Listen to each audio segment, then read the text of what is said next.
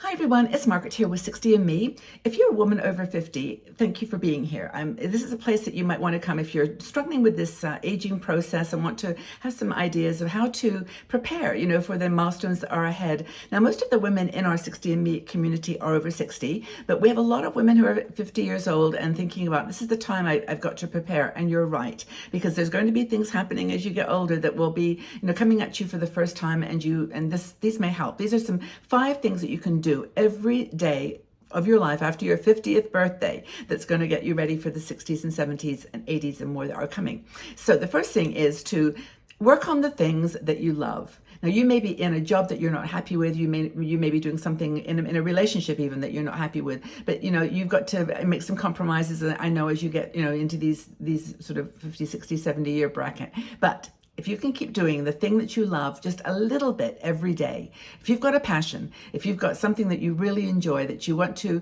maybe do when you get older, or sort of a hobby you want to cultivate, or something that you want to learn, do it now. Don't wait.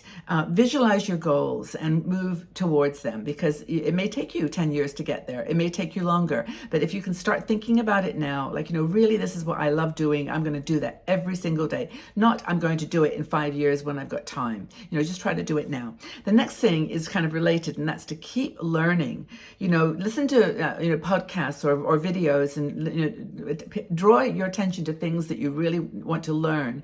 And again, if you haven't got time to do it in your 50s because you're still working and you're busy and whatever, just give it some time every day. Go to lectures, and you can do them online. You can just take an hour in the evening, go to an online lecture or a workshop, and just try to stretch your brain. And actually, it's probably one of the best ways that you can actually get to connect with other people, because you might, once you've had a conversation, realize that there's more in common than there is that separates you. And if there's anything that we can do now to bring people together around the things that are important, the really, really important things in our world, rather than the things that are, very personal beliefs that, feel so intensely important, but maybe we can find a compromise and a way to move forward together. So, learning a new language, or joining a book club, something that you can actually stretch your brain and do things that that you're connecting with like-minded people. The next thing is to take time, practice being still. Do this every single day. And the reason that I suggest this is because I'm 74. I know what happens between 50 and 74. There's a lot of things that happen that you don't even expect. Losses, changes, people, making decisions in different directions that, impact you.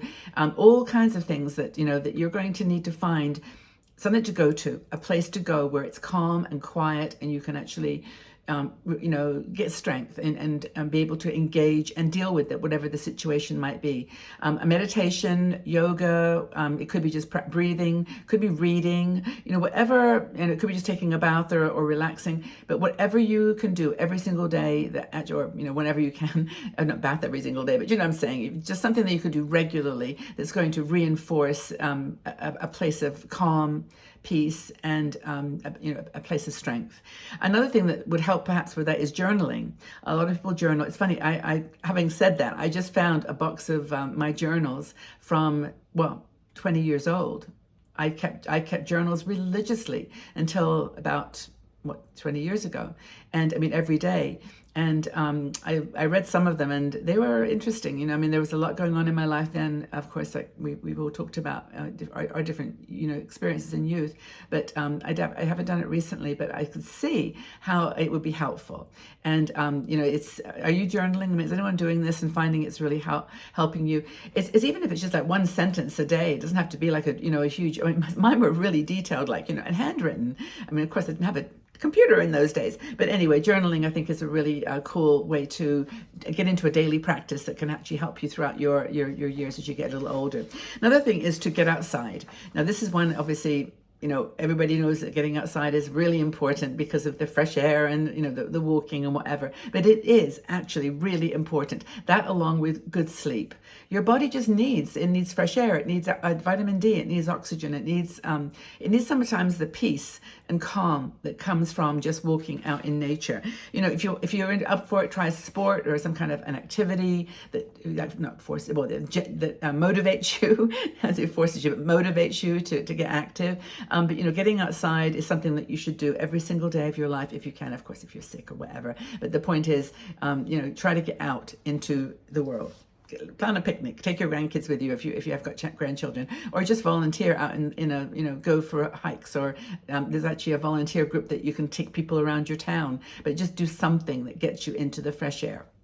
Another thing to do in your every day after your 50th birthday is to connect with friends and family. I know we have so many women in our 60Me community who are over 60, 70 who are not having any contact with their children or grandchildren at all. And I just feel, I mean, who am I to say, but I feel like if we maybe started a little earlier, trying to understand what some of the challenges were as our children were making the break from the home and moving into the world, we might have had a better chance to apologize if we had to, or explain, or try to understand their perspective. Once you get further along, I think it gets harder. And so maybe that's just a reminder. But I mean, even if it's just sending a little heart, or just some kind of a little flower, or something that you connect, just to say hi, love you, that's it. You don't have to make it a long conversation that's going to either reinforce things that are not going so smoothly, or just not be really relevant as your child or your friend is going through something. Just be sensitive to what your words might impact, and just do things that in the world that are going to connect you and join you up with people that are like you. And that's back to going to concerts or shows or workshops or art gallery openings, or just to a local festival or whatever it is. Things that are going to where you're going to find your peeps. You're going to find your people. And of course, coming here on 60Me is another great way to do this. And if you join our Patreon supporters group, you actually have a even closer connection with a group of our women. So anyway, this is all for you. 50, 60, 70, you're welcome here. And 60Me is a place that you can come and meet like-minded. We may not have similar political beliefs. We may not have different cultural perspectives. We're all from all over the world, but we do have something that I think is very special, and that is we have kindness and empathy and a genuine desire to just be a good person. Just to be growing with a positive attitude rather than fighting it and creating all kinds of negativity around that. Another thing I did mention, I think, was sleep. Prioritize sleep. Make sure that you're actually doing something that's in line with your circadian rhythms. Don't try to go against what is natural. Yes, if you have an evening job or something, of course you're going to have to adapt. But the point is, sleep is super, super important. And I've maybe not taking care of myself as much with sleep. I don't sleep as much as I probably should, but that's, we all have our challenges. Embracing self-care is another thing. Do this every single day. Make sure your body gets the message that you love it. Thank you, body.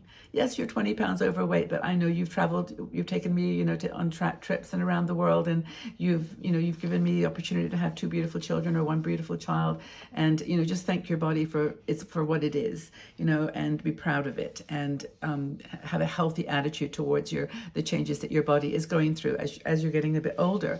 Continuing to learn and grow, of course, is one that we've always talked about, and maybe that's related to the beginning comments, but, just always see a new opportunity out there for you.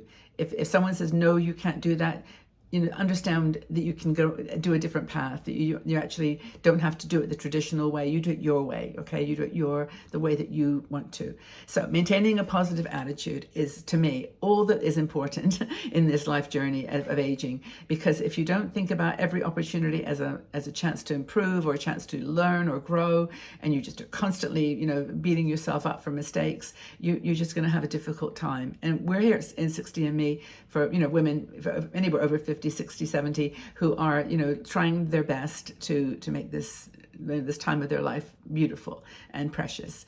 And we've got a lot of things working around us that might be kind of challenging, but we're here together. We're here for each other.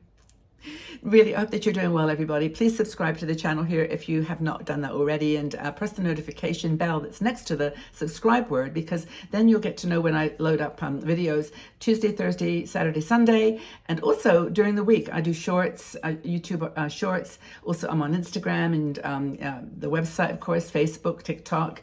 I'm even trying out Clapper, which is an interesting one. I'm just trying all the ways to reach everybody, and I think that's what we're all trying to do, is is be as inclusive as we can be, and to see the beauty in each other. I really hope that's what we're all here to do. Okay, everybody, well, have a really wonderful day wherever you are, and I love you and respect you so, so much, and I'm grateful for you being here. Thanks, everyone.